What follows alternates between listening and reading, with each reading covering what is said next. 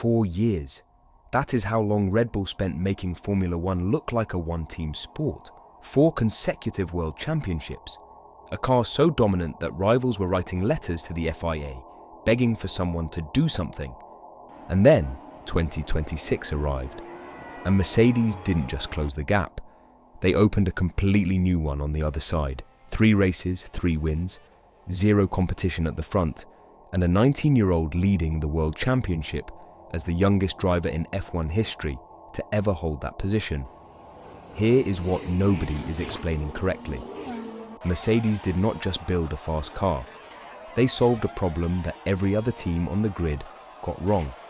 And I'm going to show you exactly what that problem was, and why fixing it first is the reason the Silver Arrows are untouchable right now. Apex ERA, let's get into it. Before we analyze anything, let's establish what the data actually shows. Through 3 races, the W17 has scored 3 wins, 5 podiums, 3 pole positions, and 2 fastest laps. Wikipedia. That is a clean sweep of every performance metric that matters. Mercedes leads the Constructors' Championship with 135 points. Ferrari sits second with 90. That is a 45-point gap after just 3 rounds. GP fans. But here is the number most people are not talking about. In qualifying at the Australian Grand Prix, the W17 put 0.8 of a second between itself and the group formed by the other 3 top teams, Ferrari, McLaren and Red Bull, who were all separated from each other by less than a tenth.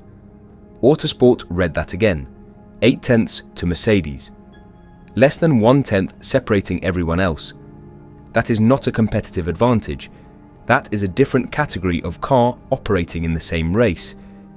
And what makes it more alarming for the competition is that this gap did not come from one single area. The nature of this advantage does not come from a single factor, but involves several interconnected areas that enhance one another. Autosport. When a team is faster because of one thing, engine power, tyre management, aero efficiency, rivals can target that one thing and close the gap. When a team is faster because of 5 things working together simultaneously, there is no single fix available. You have to solve all 5 problems at once. That is the situation every team on the grid is facing right now. This is the block that separates Apex ERA from every other channel covering this story. Because the real answer is not Mercedes built a good car. The real answer is buried in battery engineering. Here is the core problem that 2026 regulations created for every team. The 2026 regulations introduced a tripled MG UK output, 350 kilowatts, paired with a quite restrictive 4 megajoule battery.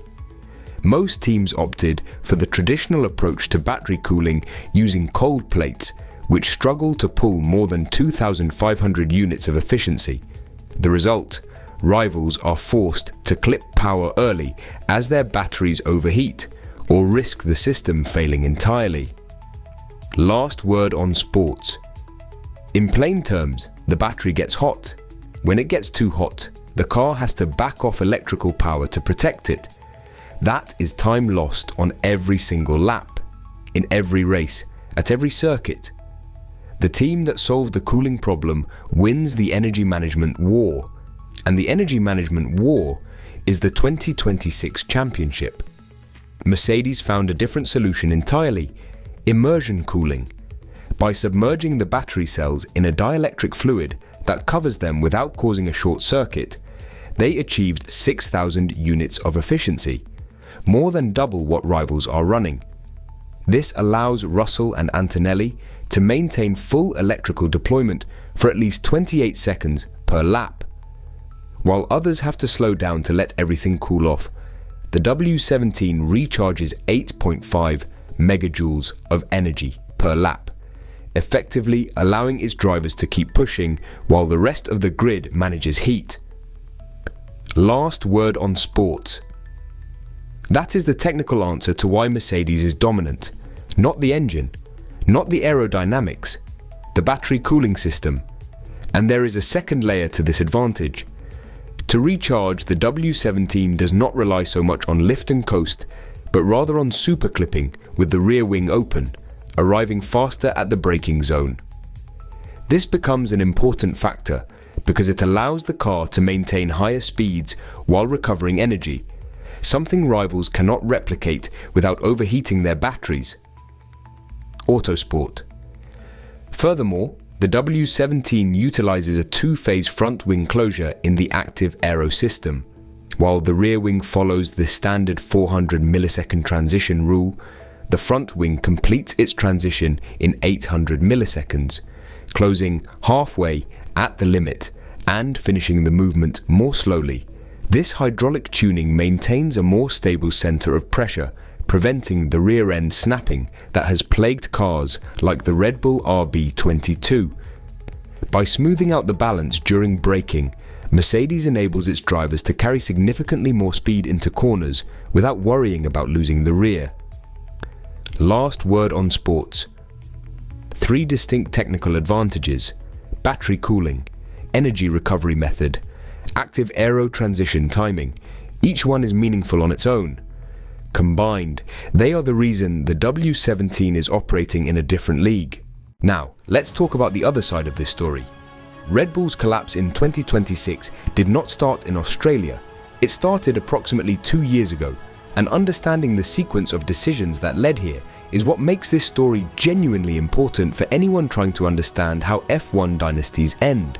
Several analysts have argued that Red Bull compromised their 2026 foundation by continuing to aggressively develop the 2025 car in order to chase McLaren in the title fight. In that reading, Red Bull essentially spent resources trying to save a championship race rather than committing fully to the new regulations, and is now paying the price with a weaker chassis package. F1 Natix. They nearly won the 2025 title, got within 2 points. That decision was defensible in the moment, but it meant the engineering bandwidth needed for the RB22 was compromised. You cannot fully split the attention of a technical department between 2 completely different cars under 2 completely different regulation sets and expect elite output on both. Something gives. In Red Bull's case, it was 2026. Then the structural layer compounded the development problem. Key technical figures, including Adrian Newey, the most celebrated car designer in the sport's modern history, departed. Some analysts have suggested Red Bull GmbH may be learning that you cannot simply turn a Formula One team into a conventional corporate system and expect the same results. High-profile technical departures, a corporate reorganization, and the resource split between 2025 and 2026 development. The cumulative effect of all of it is visible on track right now. F1 Natix. The result on the car is specific and measurable. The RB22 has serious balance issues that make it surprisingly slow through all types of corners, and that consequently puts high stress on tyres, degrading them faster than competitors. Verstappen described it directly: there's no grip, no balance, just losing massive amounts of time in the corners. GP blog. And the weight problem makes everything worse. Reports indicate the RB22 is approximately 14 kilograms overweight. In Formula One, around 10 kilograms of added weight skews performance by roughly 0.3 of a second per lap. F1 oversteer. That is ballast Verstappen is carrying on every single lap of every single race, while Mercedes drives a car that hit its weight target. The irony is brutal. The Red Bull Ford power unit has actually proven competitive. Hajar stated directly, "We have a good power unit, the engine is good. It's just the chassis side is terrible." F1 Natix Red Bull built a good engine on their first attempt as a manufacturer, and it does not matter, because the chassis around it is broken. Let's be honest about what Ferrari and McLaren actually are right now. Ferrari has been on the podium at every race. Leclerc 3rd in Australia, 3rd in China, 3rd in Japan. Hamilton contributing points consistently. The SF26 is a genuinely fast car, particularly through high-speed corners where it generates significant downforce at the cost of some straight-line speed. But Ferrari has not won a race, and in a new regulation era, there is a meaningful difference between being fast enough for a podium and being fast enough to beat Mercedes on a Sunday afternoon. Ferrari is desperately trying to avoid a second consecutive Grand Prix winless season.